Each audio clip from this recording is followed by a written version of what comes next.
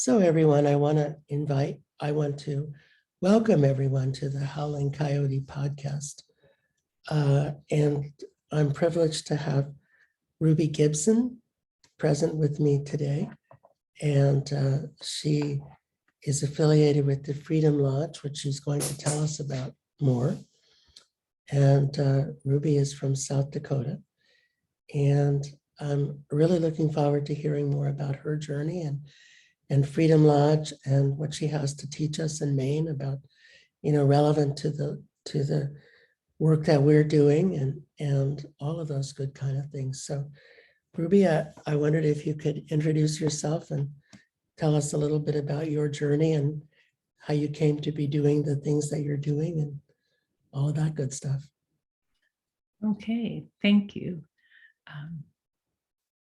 I appreciate you bringing me on the show. It's an honor to be here with you today. So thank you. And in Lakota world, we always apologize to our elders for anything we might share or say that is inaccurate or is, confusing. So I just put a shout out to our community outside of Rapid City and for all of those who work at Freedom Lodge and support us. So I just have to honor them as well. This is not work you can do on your own, right? So we have a pretty good team. So my name is Dr. Ruby Gibson. I'm a specialist in historical trauma recovery, and at Freedom Lodge in Rapid City, we do historical trauma recovery work with Native tribes all across Turtle Island, Canada, and the US, and a little bit into Mexico. And so anyone who's Indigenous is allowed to receive our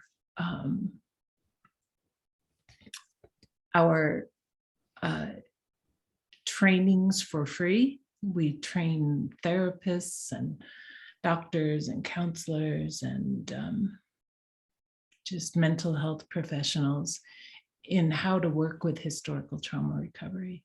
So we've trained a few hundred Native counselors to take the work back into their community so that they can address historical trauma because it's very dominant in our communities right now. Indeed, it's certainly present in Maine, as you probably can imagine. Maine being one of the first places that Europeans landed. And so the trauma runs deep and wide. So can you tell us about your own journey in which you learned how to do this work and how you got to where you are today? Sure. When I was 13 years old, I knew I was going to become a healer or have something to do with healing. It's one of those inner knowings, but it was also manifesting very quickly in my life. My mother is an immigrant, and my father had Lakhota and Ojibwe ancestry, but he was adopted. And so we never created those tribal relationships. And so, he died of alcoholism very young.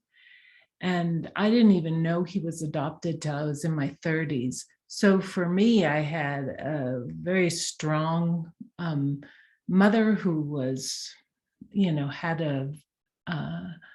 was solid in our lives, and then a father who came and went. He was a severe alcoholic and womanizer, and he died young. So that whole connection to my ancestry, my native ancestry, I seem to be cut off from.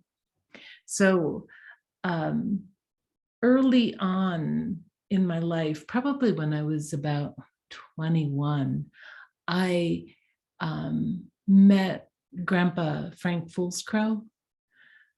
He was the chief spiritual leader of the Ogallala Sioux at that time. And he became my teacher. And we did a lot of ceremony together. He was an amazing, amazing human being. He had this little rock in his arm, and they told him, the spirits told him when it reached his wrist, he would die. And so he was able to track how much time he had left here. And he died, he was over 100. So he was pretty amazing. I also studied with a lot of other different healers, and I just allowed my heart to open to what I felt was something I needed to know or something I needed to learn. And when I was 13, I would ride my horse to work and then ride my horse back home. And one afternoon when I was riding back through the mountain, my house, I came across a meadow, and there, my horse stopped because there was a deer, a female deer just standing there. And the horse stopped, and I looked at the deer. She was really close, and I looked in her eyes, and she said to me, "Please don't eat us. Please don't eat the four-legged. It's not your way." And so from that moment forward, I haven't eaten a piece of meat. And that was 50 years ago. So, I've been guided by animals, by spirit, by medicine men, by my own experiences, and mostly through ceremony. I was also a licensed massage therapist. So when I was working with individuals who were in chronic pain or had an issue going on in their body, the issue would come up and we would massage it out and they would leave feeling better, but then they would come back the next week with the same pain. So I began to think, I wonder what's under that. I wonder what's under that. So we began to explore kind of the deeper layers of what the body was managing, or the stress it was holding on to, or how it had adapted to certain situations, or the way that they were raised, the experiences that their ancestors had. And so what I found was that irregardless of the issue that the person was expressing, the same 5 steps happened with every single person. And so I began to track it. And as I tracked it, I came up with 5 steps. And then I thought about it, and I took those 5 steps and I put them on a medicine wheel. Because for me, the medicine wheel is a very powerful symbol. It's the oldest symbol of all time. And if you can make medicine with something on the medicine wheel, it will work. And so we took it and did that, and it just fit in perfectly. So I wrote a book about it. It's called My Body, My Earth, The Practice of Somatic Archaeology. And I coined the name Somatic Archaeology because it's a lot like, when we go for an archaeological dig, we look at what's on the surface, right? Which is the surface stress in our body. And then as we begin to go underneath that and begin to dig and kind of feel all of the things in our system that are driving that pain or that disease, or that behavior. And we use kind of a bottom-up neurophysiological process. So it starts with, I notice, So noticing everything that's happening to you in your circle, in your life, in your experiences.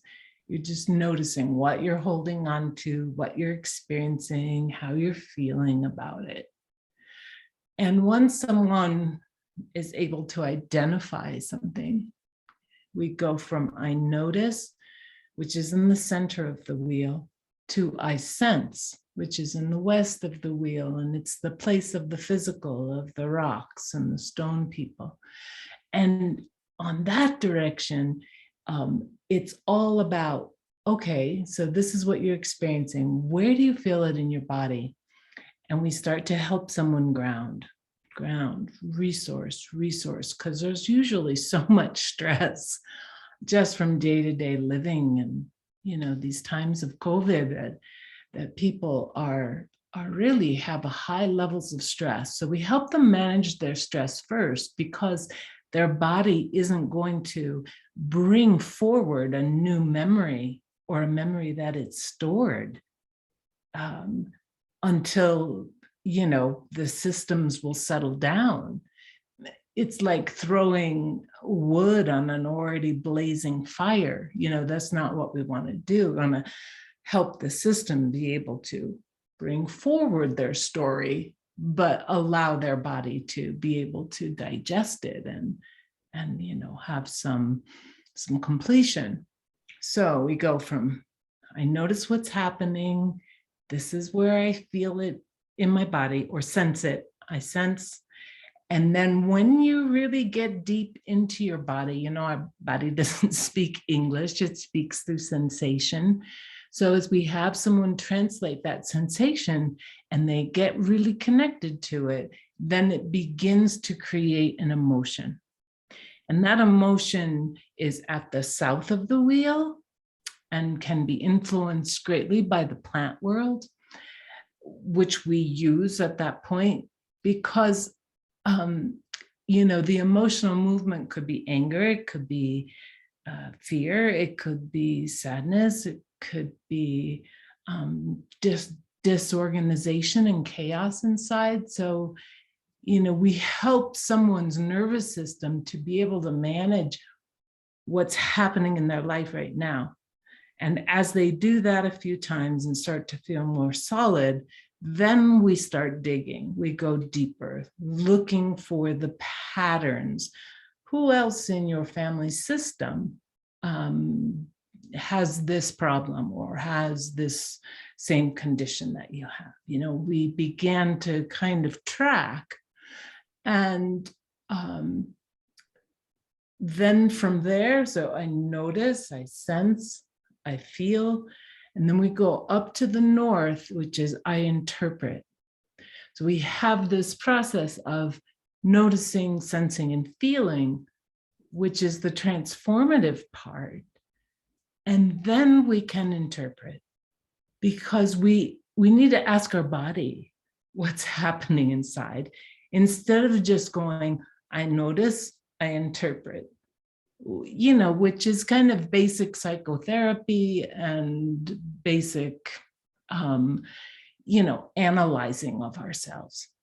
But this process takes you into yourself, so you really feel your heart, your being, and we help them to be corrective with some neurophysiological tools that we use. Breath work is primary to this process. So I notice, I sense, I feel, I interpret, which is like a light bulb moment. Oh, that's why it begins to make sense to the person. And then the last step, to the east, which is the place of spirit. To the east is about reconciliation. Who are you when you're not carrying that burden? Who are you when you're not that disease? Who are you when you're free? And that's the reconciliation. That's the last step, because when you bring something up and someone gives something away, you want to encourage them to fill that space with what's really in their heart and spirit about who they are and what they could accomplish. Because stress is just the layer that keeps our creativity down or keeps us locked in addictions or in suicidal behaviors, you know? It's when you're able to work through that, you help that person have a personal experience with themselves. And that's priceless. And then we go back to I notice. So what do you notice now? I notice the pain is gone, or I notice it's 50% less. I notice that I want to spend more time outside. My body feels good. Okay, so take that, sit with that for a week, and then come back. Let's do it again and see where we can go. Because what we believe is that it's like an apex. And the person standing here would be me. And I have 7 generations of ancestors behind me. And I have 7 generations of ancestors before me. And these are all the ones that I am spiritually responsible for. And my actions, my behaviors, my choices, my lifestyle, everything influences both directions. So what I choose to heal unburdens what my ancestors couldn't heal. And it also creates a lot of change forward and not continuing to pass that burden on. It's a place of amazing power. And, everybody has it. Everybody has the capacity to do this in this moment, if they're willing to connect with themselves and recognize that they could have 14 generations of influence. I've seen it, I've experienced it. Our bodies are like walking libraries, Louis, huh? They have so much information in there. So, some people dig and dig and dig until they have left no stone unturned, and others will just work a little bit to, ease their pain. But it's specifically designed for historical trauma. So at the center you've created in Rapid City, is it residential, or do people come, for encounters and then go home, or how does it work? Before COVID, we used to all meet in person at the Ghost Ranch in New Mexico. But once COVID hit, we've had to go online. So it actually allows more people across the United States to have access to our trainings, and they can stay at home. It allows women who are mothers and,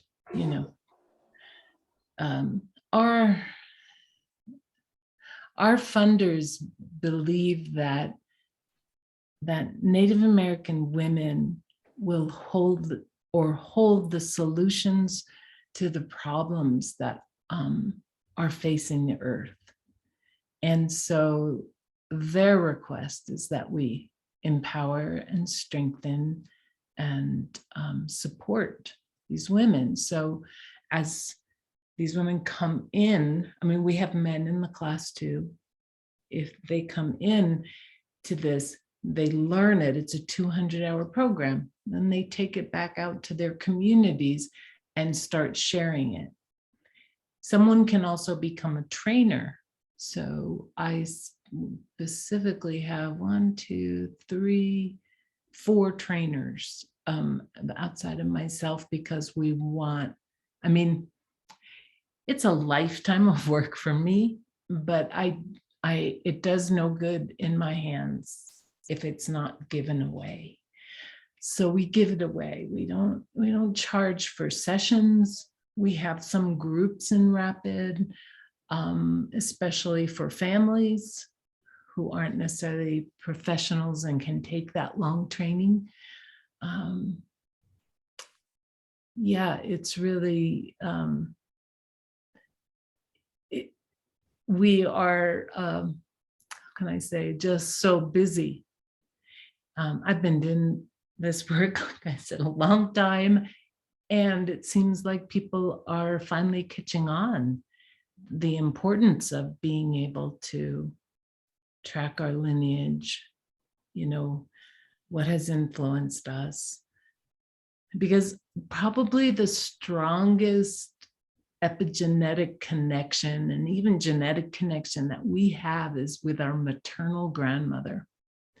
Because a woman is born with all the eggs she'll ever have, right? Where a man produces semen every day. So I was an egg in my mother's womb when she was in her mother's womb. So all grandchildren are incubated in their maternal grandmother's womb. And it's the strongest biological connection we have outside of our mother. So a lot of times that's where we'll start.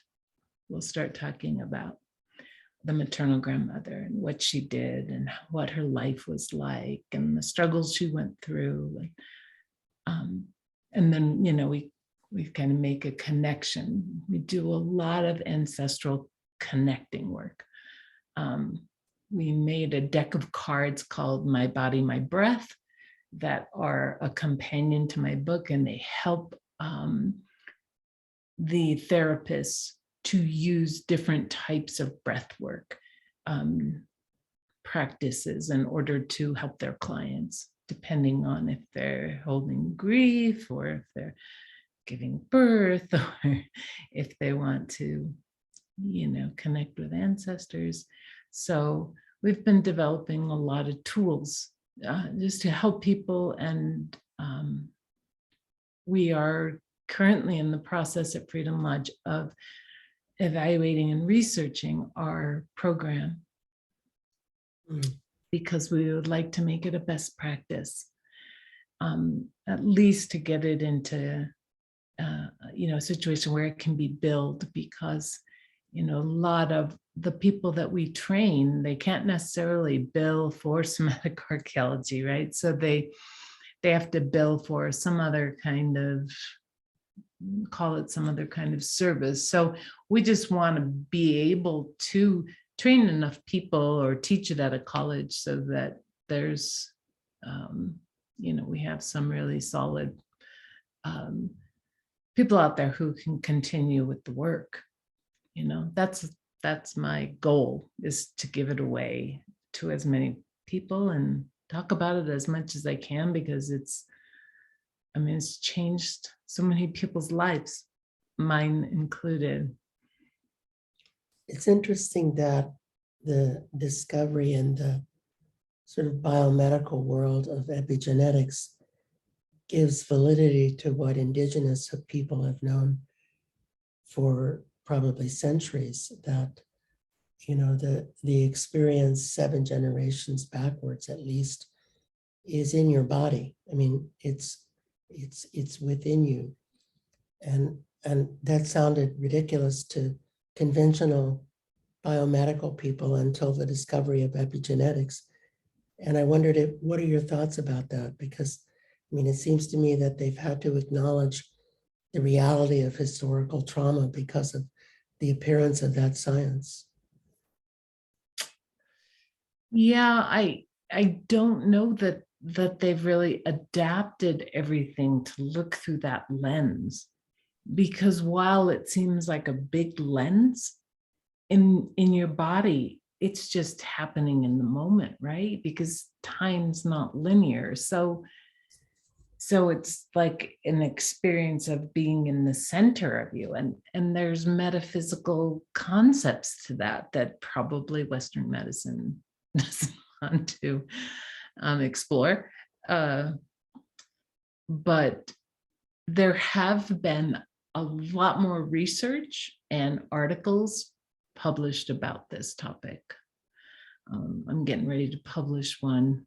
I'm trying to find the right place to get it out there, but I'm going to be publishing one here soon for our research, and it's pretty It's pretty amazing. You know, there's one more piece of my story that I think is really relevant, and I would just like to share it with you. Yes, please. So after I had done all this personal healing work and my children were raised and I was, had gotten my doctorate and, was already out there.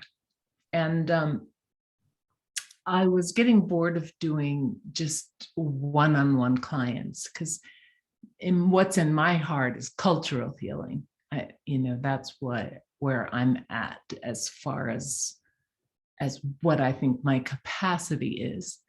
And so I applied for this job with this foundation called, it was an Indigenous program coordinator or something. And they really liked my ideas.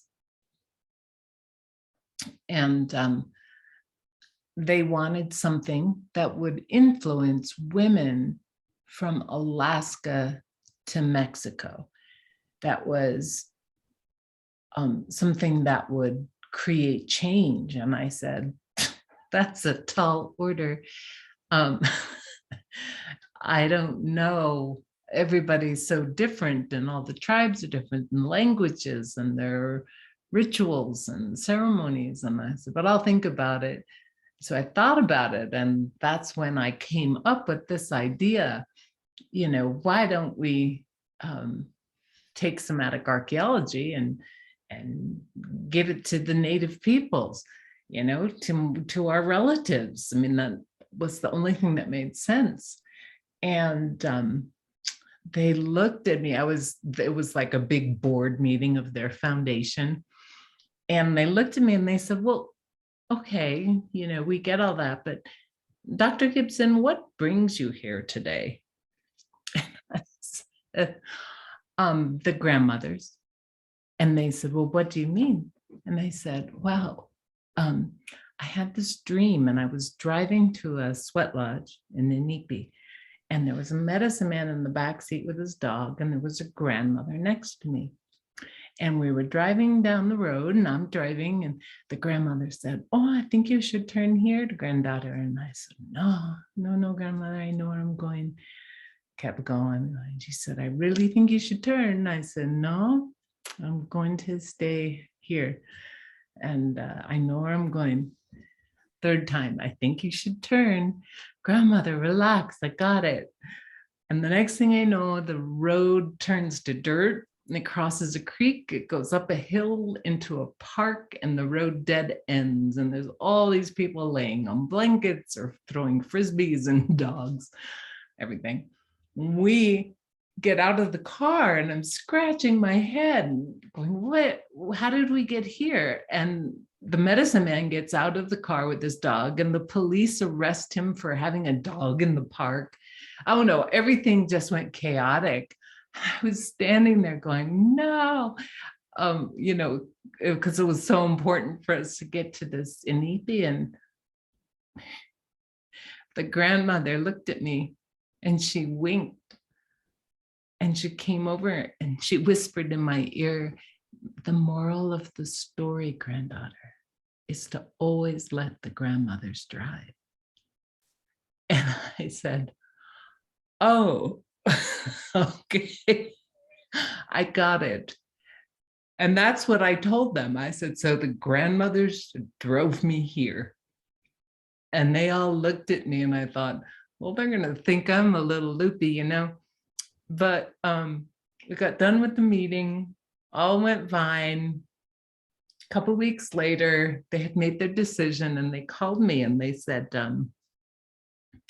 Dr. Gibson, we've decided to hire someone else, but we love the work that you're doing. This person had more philanthropic experience than you. And I said, okay, I understand. That's fine. Thank you for the opportunity. And they said, well, does Freedom Lodge have a bank account? And I said, yes, of course we do. And they said, well, we'd like to give you a donation. And I said, So you don't want to hire me. You just want to give me money so I can do what I want to do. And they said, yeah, exactly. The next day, there was $250,000 in our Freedom Lodge bank account.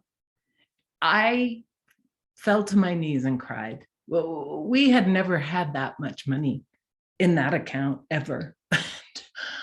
I was, I just, okay, let's do this. And I knew, because of all the years I had done somatic archaeology, that I had taken all barriers, all fear, I was 100% ready for that moment, because I had done my work and there was nothing in my way. And so they paid for that first year. And then they came back to us and they said, are you going to fund us again? Do you need me to write up a budget? And they said, no, we already have one for you. And I said, oh. And they said, we're going to give you $1.2 million every 3 years. So we had $400,000 a year from them. And it allows us to do what we do and not charge it our relatives. It's make me cry, but it's been like the biggest blessing that I've ever received in my life. And every day I'm so grateful. Every day I pray, and I am happy just to be the vehicle of delivering this, but it's not mine. That's why I'm saying it's a medicine wheel teaching, and it's a powerful modality, and it's very kind of just down to earth. And so yeah. Wow, what a story. That's amazing. Yeah. Wonderful. You remind me a bit of our boss, CEO, Lisa Soccer Basin, who just goes out and gets money so that we can deliver services without thinking about charging anything. And I think you would like Lisa, and she would like you. Nice, good. Yeah. So, something that I wondered if you could reflect on with me. So I'm interested in the hands-on healing across North America.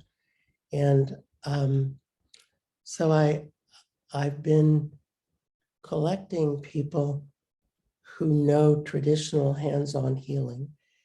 And I was fortunate to discover some Cherokee people in Oakland, California, who were practicing their traditional hands-on healing. And then I found more Cherokee people in Tucson, Arizona, doing the same process. And then I discovered that the Zuni had something that looked a lot like chiropractic. And of course, the Hawaiians have lomi lomi. And then we discovered that American osteopathy probably arose from the 4 tribes of Missouri who influenced Andrew Taylor Still, the Cherokee, the Shawnee, the Pawnee, and the Potawatomi. Mm. And so what made me think of that was that what I saw the Cherokee healers doing in Oakland and Tucson was it seemed like a very intuitive version of what you're describing, of they're putting their hands on the body and dialoguing with the body, dialoguing with the body parts in pain, and getting the stories out of those body parts, and creating conversations, but all very naturalistic, because they weren't actually licensed as anything. I mean, they were incredibly competent in what they did, but they had no formal training.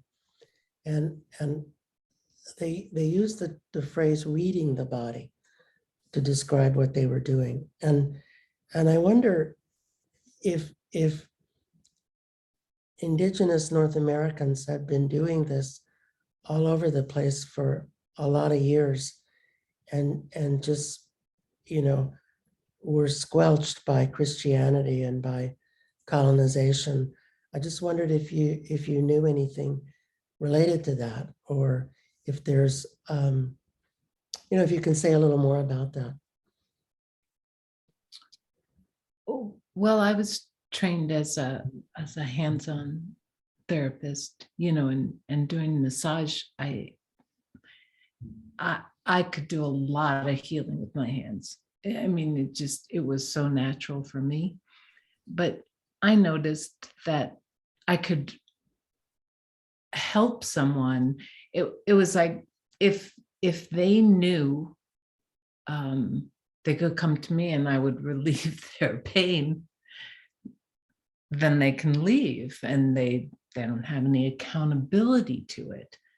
But if you take them through a process where it deepens within themselves, then you're creating a different kind of relationship between them and their body. So I think there's just a lot of difference between laying on of hands, which I can do. I can probably relieve someone's pain within 10 minutes, but that doesn't help them. It takes away the pain, but it doesn't give them access to them. So I'm just really about empowerment when it comes to that. I don't want people to have to keep returning to me.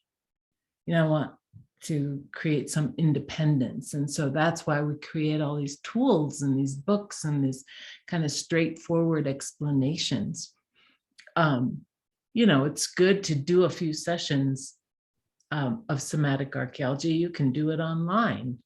I do a lot of sessions online now, without making any contact whatsoever.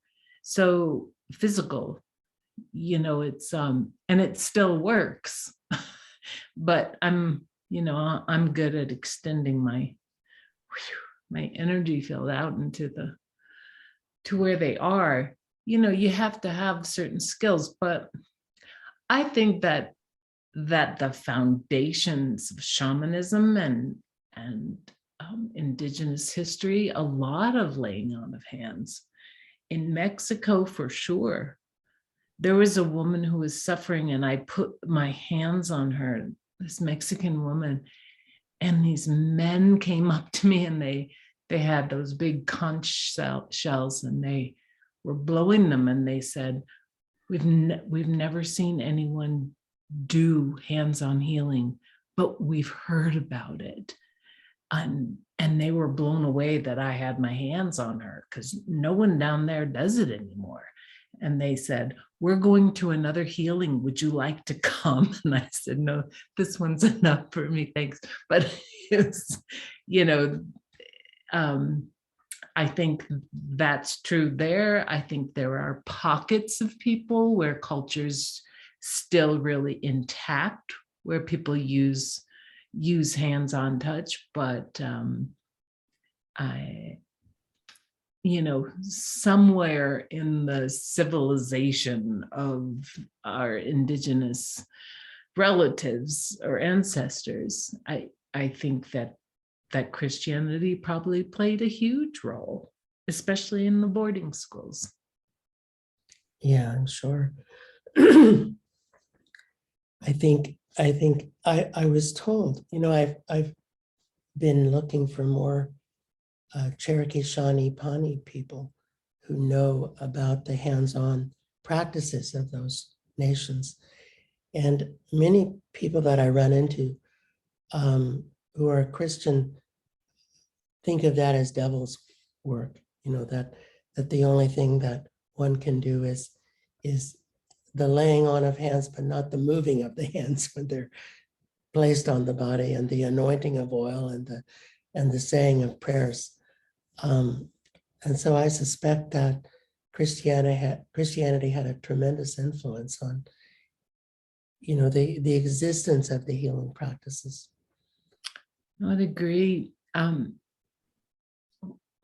one of our very, very close friends was in the hospital and he was intubated, and he was a young man, and he had gotten sick, and so my daughter and I were just like massaging him and putting our hands on and saying prayers, and the nurses came in and they're like, "What are you doing? You can't do that. God's up there, not down here. You have to pray up there." And she sent in a priest with holy water, and he started throwing it on us. Wow. This is down on the Virgin Islands. I was ducking and dodging, and I was trying to get out of the way, but yeah, I mean, they have definitely, and these are Caribbean women, they're native there, so Yeah. I think it's had a big, big influence in a lot of places and ways we probably don't even recognize. Yeah, that's for sure. I'll tell you just a quick funny story about something that happened to me. I had the opportunity a few years ago to spend a week at the Center for Rural and Remote Medicine in Alice Springs, Australia. And my host took me to meet the local Aboriginal Women's Healing Cooperative. And so after the introductions, they said, "All right, put your hands on one of us and we'll check you out and see if you know anything." And I felt really scared. I was on the spot. And so I just put my hands on this woman and started doing whatever it is that I do, which I don't know what I do, but I did it. And after a while, they said, "All right, you're okay. Now do the rest of us." And that took the whole afternoon. Put you to work, huh? It put me to work. Yeah. Yeah, but it was a really nice sort of cross-cultural experience of considering the recognition of that sort of transmission of energy that people recognize from all over the world. Yeah. Yeah. Yeah. It's very powerful. Indeed. And the interesting thing is, we probably know some of the same people, because I spend a lot of time with Sonny Richards. I don't know if you know Sonny or knew Sonny, and Joe Tioni. And both of them spent a lot of time with Frank Foolscrow. So I got to meet Frank Foolscrow through those guys and visit him periodically until he died. So, which was a treat. And the other treat was to visit Buddy Redbow's grave, in the town where Frank lived. So Kyle, South Dakota. Yeah. Buddy was a very good friend. My ex-husband played the drums on his album, and we produced it in our house. No kidding. Yeah, we were, back in those days, was really a different world, but there was, Buddy was a very dear friend of ours, so that's wonderful. I think, yeah.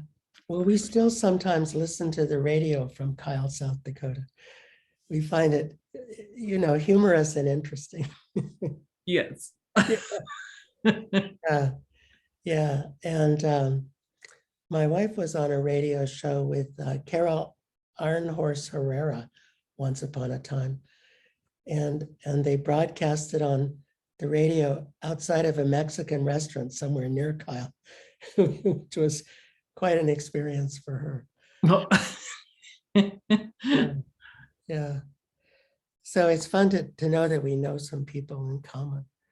Yes, that's great. Yeah. I'd love to, we've been talking about building a residential place either for youth, because we have a lot of kids who don't have anywhere to go. So for youth, or for,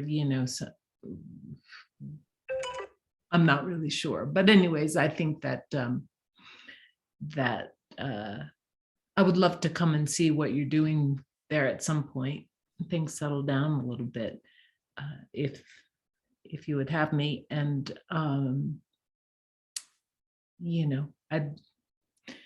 we're just, if you're seeking a training or something for your staff, we can do that too online. It's really good and helpful information. I think we'd be overjoyed to have you. And of course, in person would be our preference.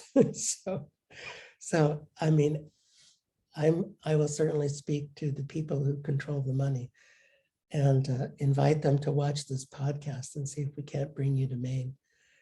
So the programming, we're trying to work on programming. I've been working on creating programming that each day covers the medicine wheel.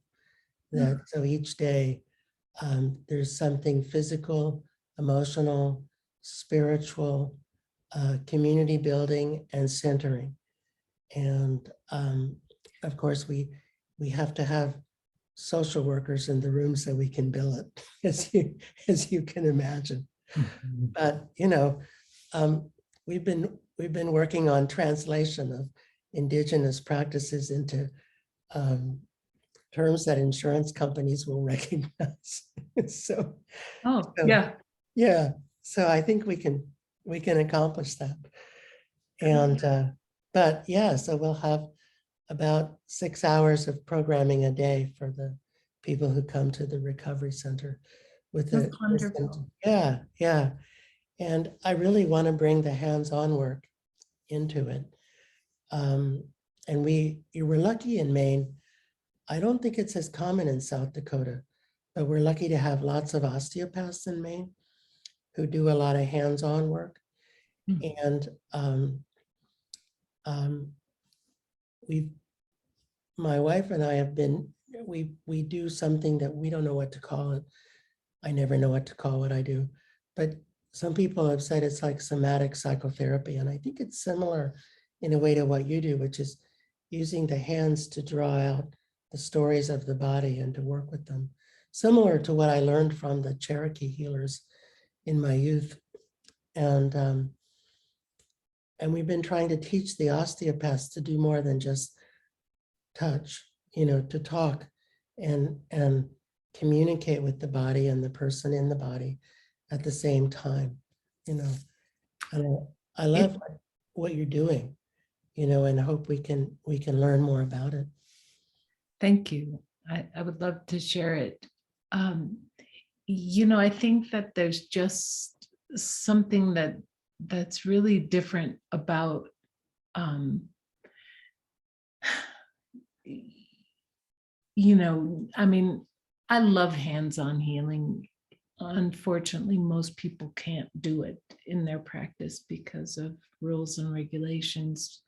But there still is so much capacity, and I trained as a shaman for many years, and the shaman said, you're never going to be able to teach anyone what you do because only certain people have those powers to do healing. And I said, I don't believe you. I said, I think that everyone has the capacity to heal themselves.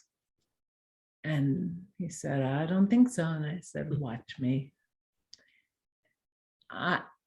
And everyone I've met, there's not one person who can't do this process, and it doesn't help them in some way. So I appreciate you recognizing somatic archaeology and the work that we're doing.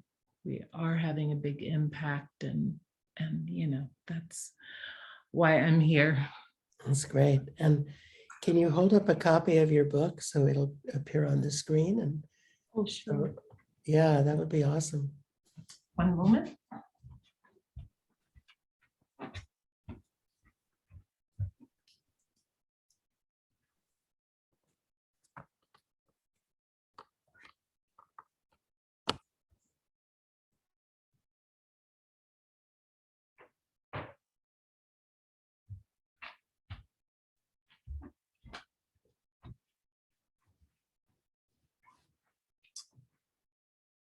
Let's see, can you see?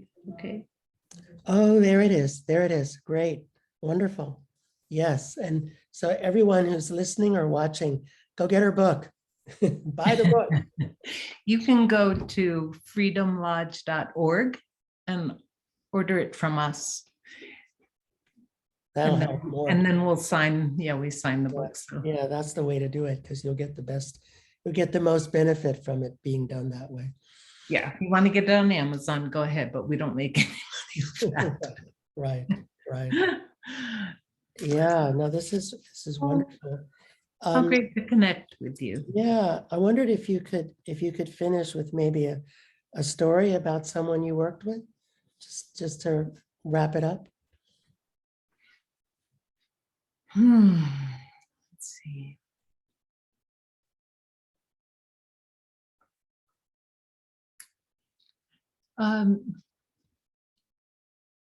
Yeah, I have a lot of them.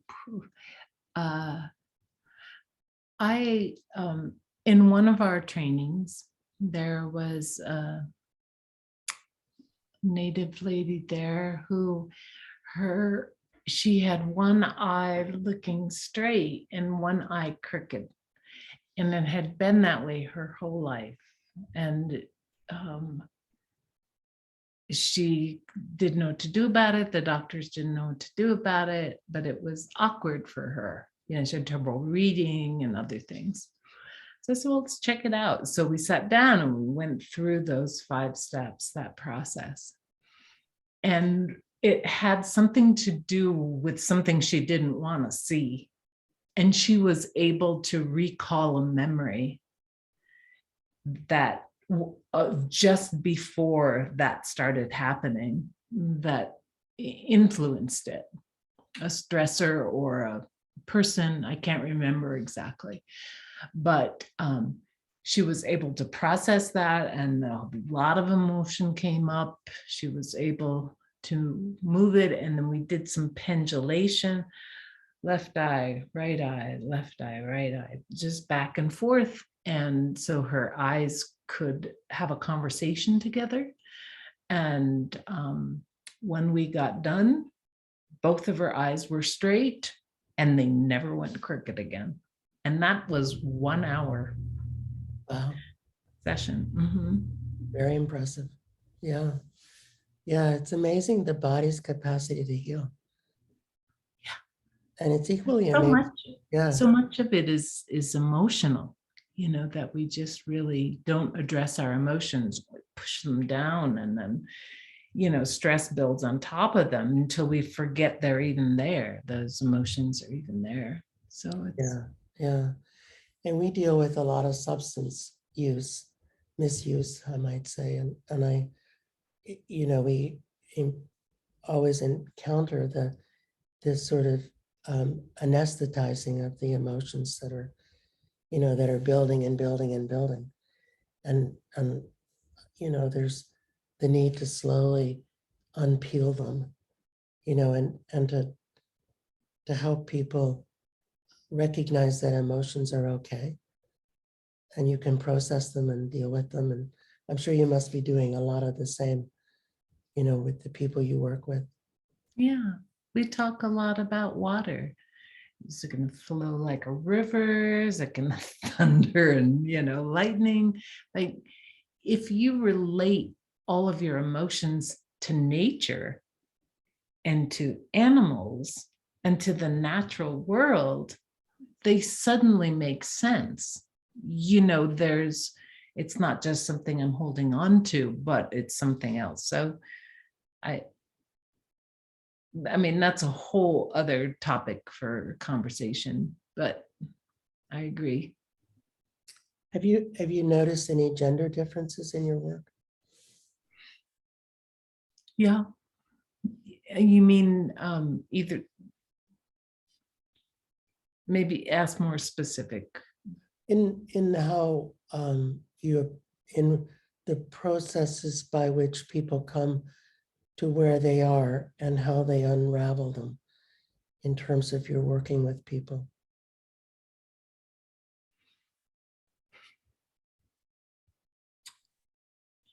I don't know how to really answer that.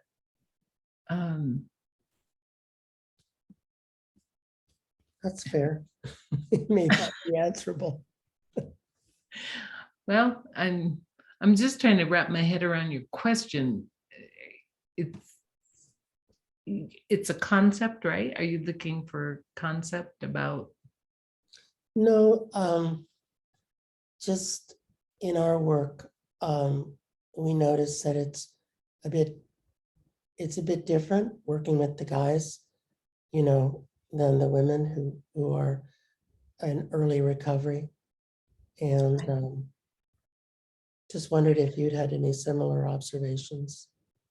Yeah, certainly women are probably 85 or 90% of our clientele, not necessarily because, you know, I mean, it's what we wanted to do, but also women are more drawn to that training. The men who have done very well are men who are kind of more soft-spoken, don't have a lot to prove, are willing to be vulnerable, those things. And so, you know, we've had men get in there and get triggered and kind of leave before the training was over, just because it brings up too much stuff, you know? Yeah. So finally, I wondered, can you tell us how people can find out about your trainings? Sure. You can visit www.freedomlodge.org. That lists all of our current events. I am going to be training in the whole month of May in Europe. I'll be teaching generational brain spotting as well as somatic archaeology in Poland and Spain and the UK. So we have a lot of classes going on over there this year. But we also, you know, we have a professional training, but we also have things for just individuals or families. So you can go there. There's a place to reach out, and someone will be able to help you there. Yeah, that's probably the best.